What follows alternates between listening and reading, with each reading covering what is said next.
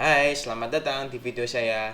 Kali ini saya akan membahas tentang denormalisasi, di mana denormalisasi merupakan kebalikan dari normalisasi pada database.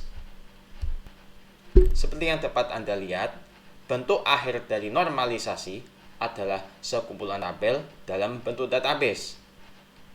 Pada pembelajaran membentuk tabel kemudian menjadi database, kita menseleksi beberapa kolom, kemudian kita menentukan tipe datanya.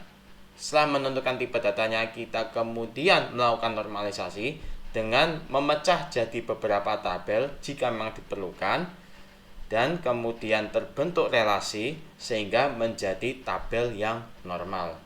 Ketika menjadi tabel normal, maka itulah normalisasi telah dilakukan.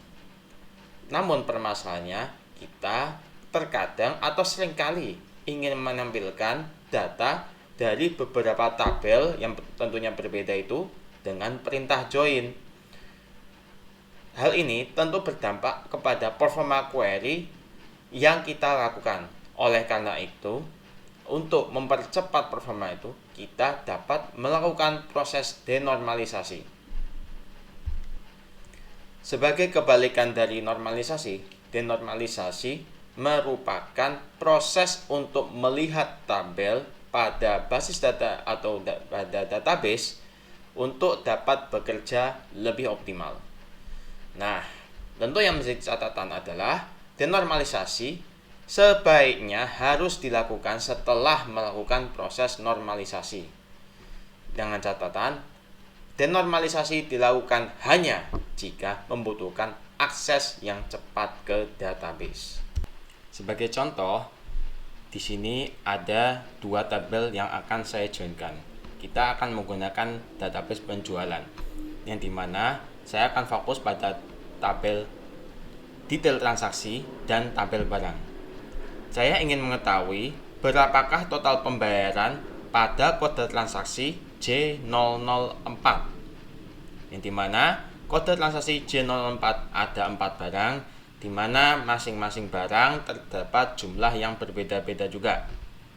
Nah, total pembayaran ini ditentukan berdasarkan dengan harga dasar, kemudian ditambah persen labanya, kemudian setelah ketemu harga dan ditambah persen labanya, kemudian didiskon dengan yang sudah dimasukkan. Jadi sekali lagi, total pembayaran untuk masing-masing item adalah harga ditambah labanya dalam persen, kemudian dikurangi dengan diskon setelah ditemukan harga dengan laba. Untuk mempermudah dalam pembuatan rumus di Microsoft SQL Server, saya akan melakukan copy ID barang, kemudian harganya, persen laba, diskon. Oke, saya sudah melakukan copy ID barang, nama, harga, persen laba, diskon, dan subtotal.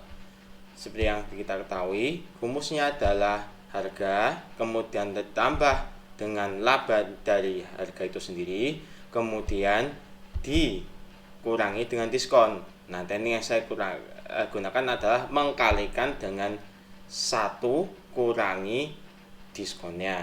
Sebagai contoh, kalau diskonnya adalah 10%, maka 1 kurangi 0,1 sama dengan 0,9, sehingga ketemunya adalah untuk Citato dengan persen laba 25%, dengan diskon 10%, maka ketemunya adalah Rp3.937,5.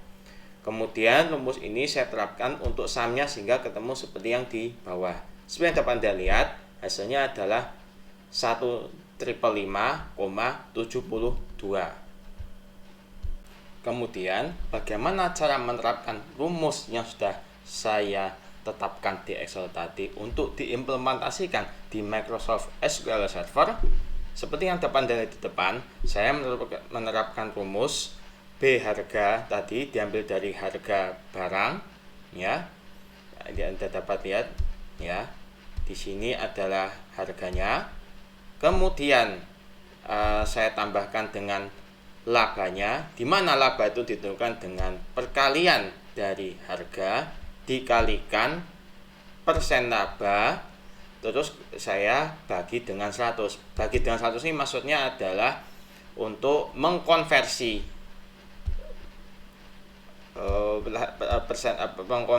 labanya yang tercantum di sini dalam desimal biasa menjadi dalam persen, seperti itu. Terus kemudian dikalikan dengan 1 kurangi dengan B diskon tadi ini per 100, seperti itu. Nah, rumus ini tadi yang sudah saya gunakan di Excel, saya copy paste di sini, saya sesuaikan, kemudian saya masukkan fungsi sum di sini. Nah, fungsi sum di sini digunakan untuk menjumlah 4 baris data dari harganya ini, ya. Intinya karena kita fokusnya adalah berapakah total pembayaran pada transaksi J04, maka saya melakukan akumulasi semuanya menjadi satu data saja. Nah, inilah yang disebut dengan denormalisasi. Dengan denormalisasi, kita bisa fokus ke satu hal untuk kita tampilkan sehingga muncul datanya tanpa harus memunculkan data-data yang lain. Nah, itu sekali lagi adalah fokus denormalisasi. Oke, saya mengucapkan terima kasih kepada teman-teman semuanya. Selamat belajar, semoga sukses.